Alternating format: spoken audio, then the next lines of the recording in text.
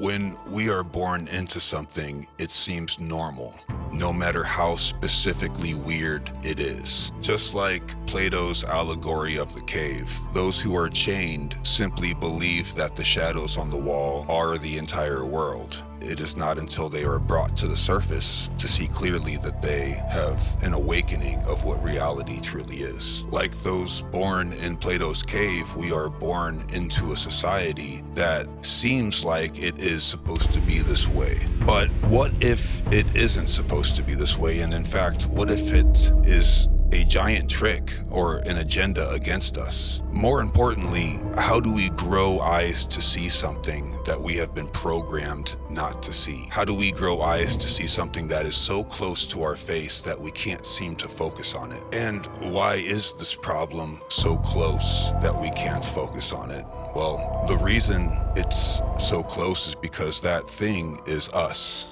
We have to ask ourselves, what effect can this society have on our psyche and the self and our persona when it comes to our place in the world? And what would it take to be able to see something that we are indeed blind to?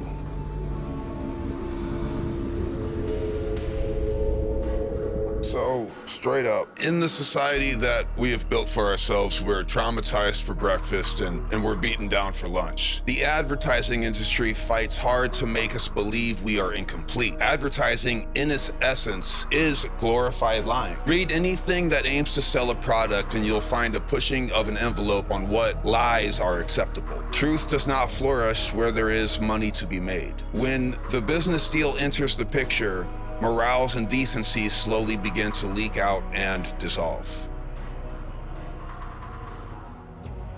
Anyone selling to you is parallel to disregarding your well-being. The catch is that we have built a culture where buying products is necessary. Simply knowing that it is all a farce for a private gain will help a person in their decisions about product purchasing. The message from this industry is so strong, though, that we find it at the core of our values now. Anything or idea that moves us away from the monetary system is regarded as woo-woo or false at its core, despite how nurturing to our souls it may be. Even the church has been monetized. People have even found a way to make money off of those interested in meditation and spiritual practices. Like that whole Bob Roth meditation thing that was just a complete scam, at least if you ask me. Business endeavors should be kept stark and emotionally distant. Another example is the mainstream news. The media is the most psychologically poisonous weapon we have ever let loose on humanity. This tool is used strictly to create entropy in our sense of connectedness. Every word, even when twisted into good news, is a form of perpetual tribe mentality and social resentment. It'll constantly remind us that our neighbors are out to get us and that crime is so prevalent that we need not to connect with strangers. It's used as propaganda to gain permission from the people to go to war and to spend endless dollars on absolutely unnecessary agendas. This media format has tricked generations of people into thinking that plant medicines and mind-expanding hallucinogens are somehow dangerous to our health. This media form pins young against old, black against white, rich against poor, native against immigrant, all the while distracting us from those who actually mean to harm us for their own gain. Things like great archaeological discoveries, scientific breakthroughs, stories of companionship and humanity, the rising of the people against suppressive leaders, and many other inspiring events, they just simply do not make it into this vast network of belligerent fear-mongering that is the media. This is truly the bidding of power-hungry psychopaths that wish to keep our attention averted to nonsense.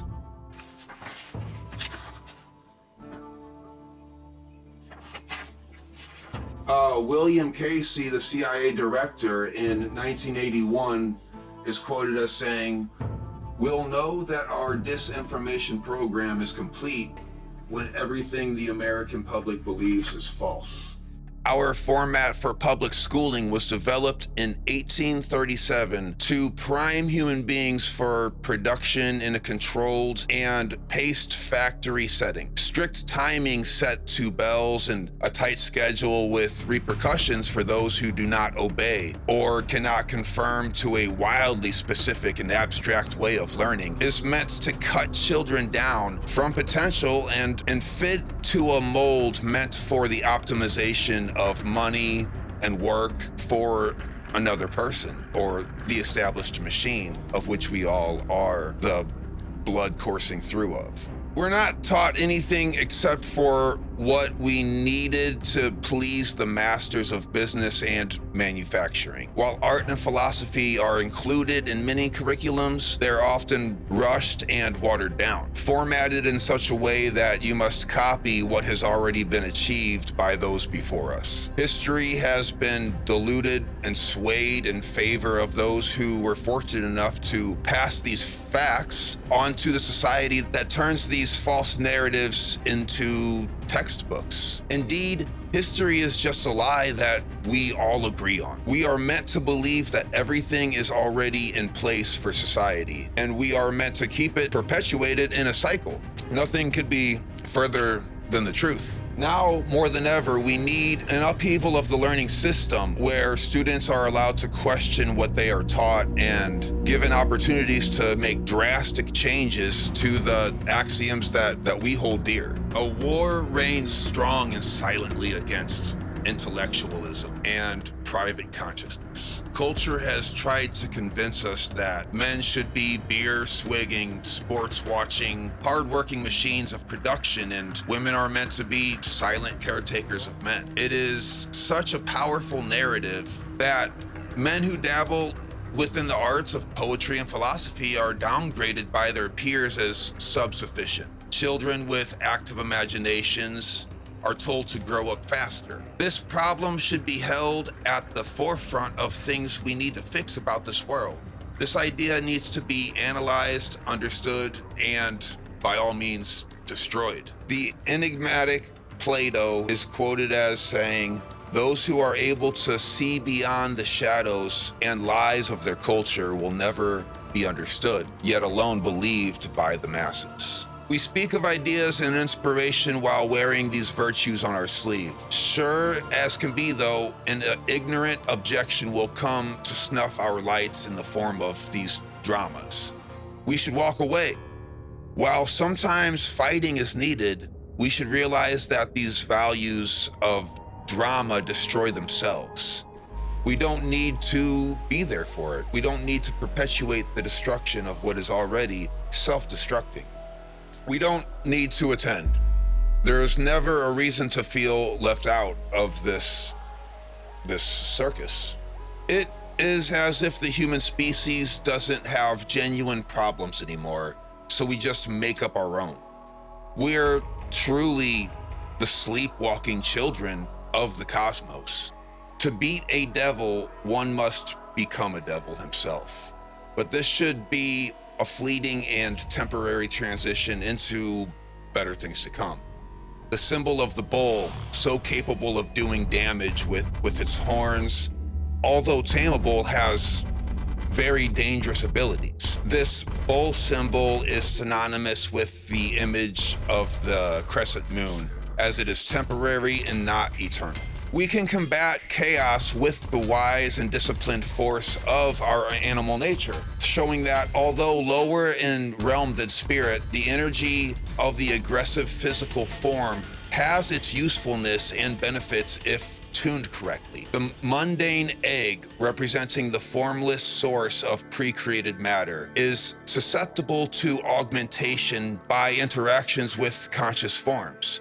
The egg, unlike the bull, is eternal, without beginning or end, outside of the captivity of birth and death. This can represent chaos, but the chaos we speak of here seems to be illustrating the depth of possibilities that may emanate from the egg of a birthless void, and not necessarily the chaos associated with suffering and madness. Depending on the quality of the dance between the conscious form and the formless potentiality produced by the mundane egg, there can be birthed into existence worlds of both agony and ecstasy. The wisdom of the serpent fertilizes the egg with its dualistic, eternal, and finite aspects of knowing. The golden bowl can affect the so-called egg of chaos, the accurate use of power and force. The serpent is subtle in nature and the bowl is of gross physical form, so to speak. The marriage of these aspects within the self give way to righteous augmentation of the world and events conducted by the protagonist, which is you.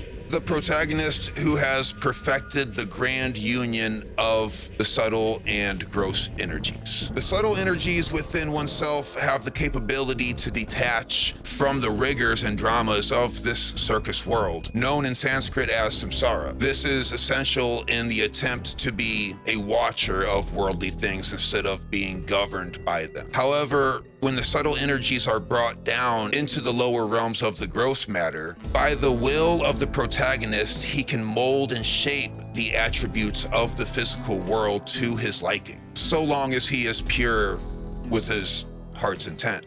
Those who might use the subtle energies to manifest harm to others and or fulfillment of selfish desires have only locked themselves deeper into this ongoing, repeating cycle of samsara. By the logical thinking mind, by just trusting that this primary driving force is one of love, and thus tends to learn and teach by the usage of so-called tough love. When learning and growing in this circus world from the friction of this cosmic tough love, we need only to understand that it is the duplication of the subtle energies of the higher realms that can be copied and pasted, so to speak. Companionship with others, whether they be deemed as friends, family, or foe. And in many cases, there's a Vesica Pisces there of the merging between even all three sometimes can overlap and, well, you know.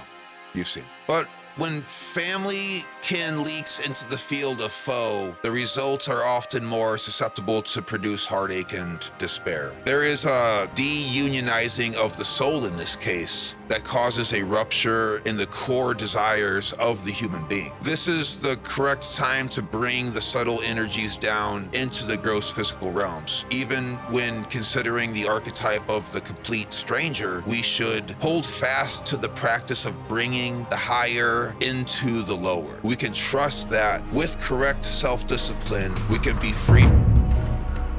Through the subtle, we can influence the circus, emit the trusted process of the greater agenda through his or her individual personality and goals.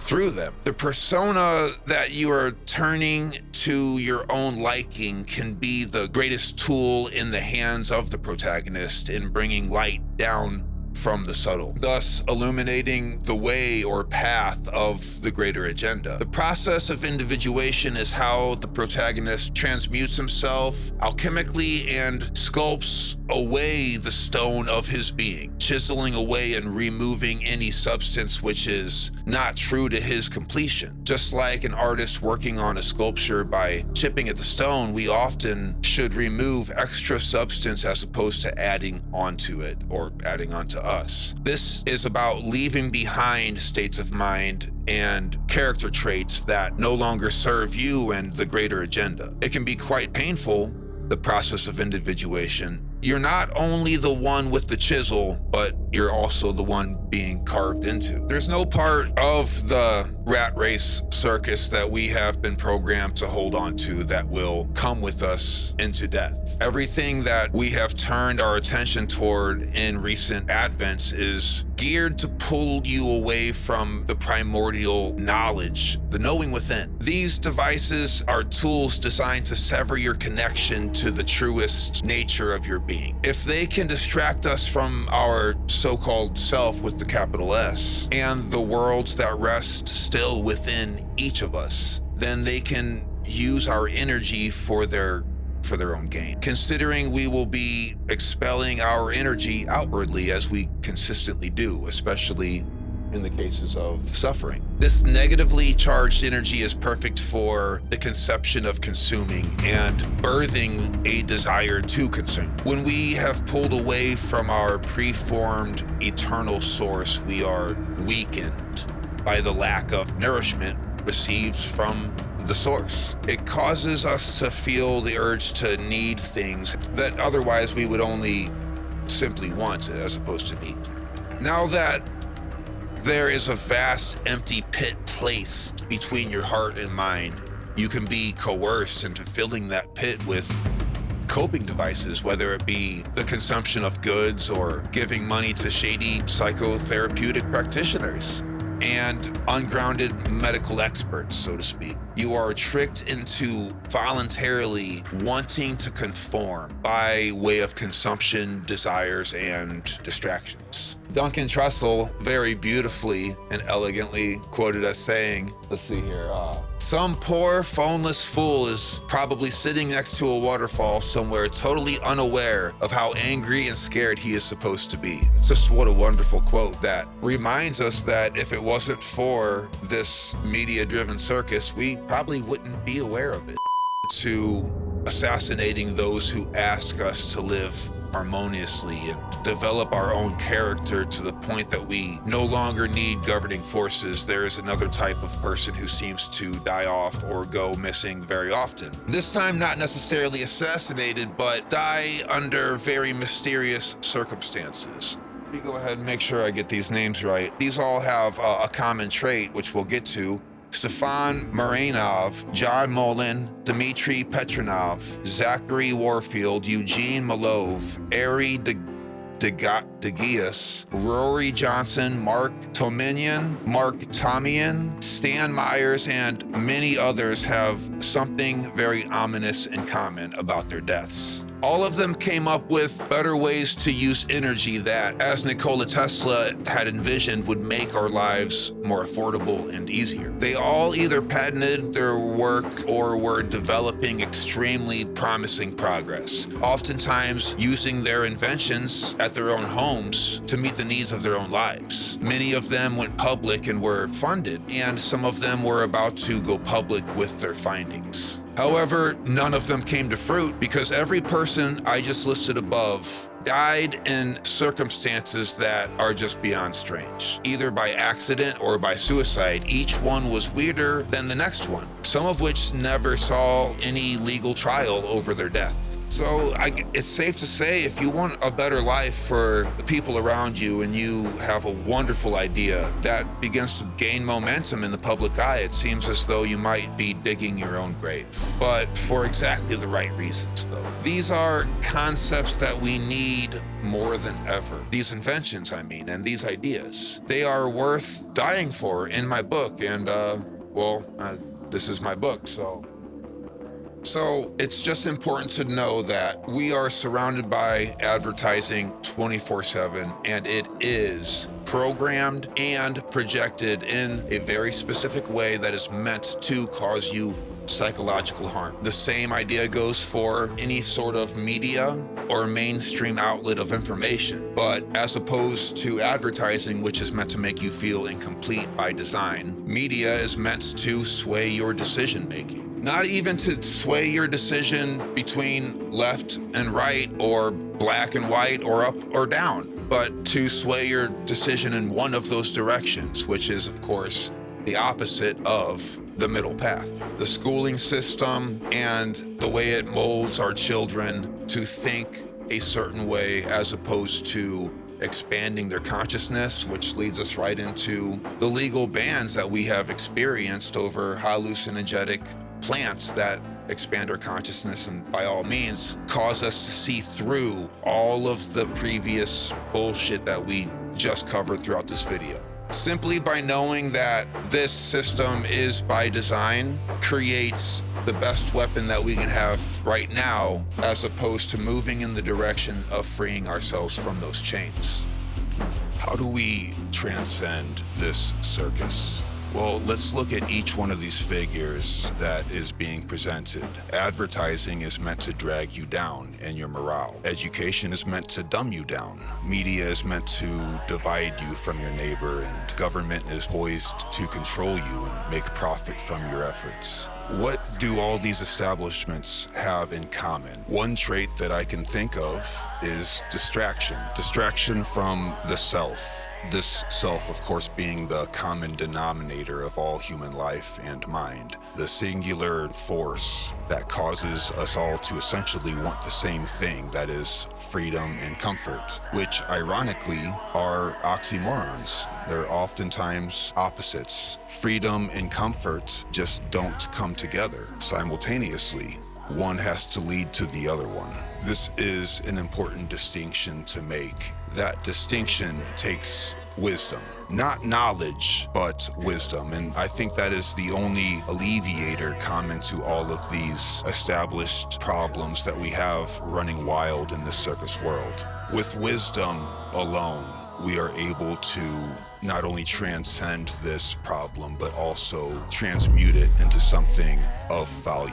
The difference between wisdom and knowledge is quite vast. Some might say that wisdom is applied knowledge. But if you look at these elements of the circus, we will find that a person can have the knowledge that advertising is trying to drag them down, but wisdom is what it takes to remain stoic in the face of that. Education can give you a world of knowledge, of course. However, it still leaves you thirsty to being wise and privy to the ways of living. Some people turn to the media to have knowledge of what's going on in the world, but of course, in that case, are lacking the wisdom that it is there instilled onto their TV for a selfish purpose. And when it comes to the complexities of government, we can have the knowledge of knowing that our efforts and our labor and our money is being used against us. But with wisdom only are we able to stop bitching about these issues and actually alchemically transmute them into a desired outcome. Something that we can all agree on based on the core values of all sentient human beings. Freedom, comfort, and love.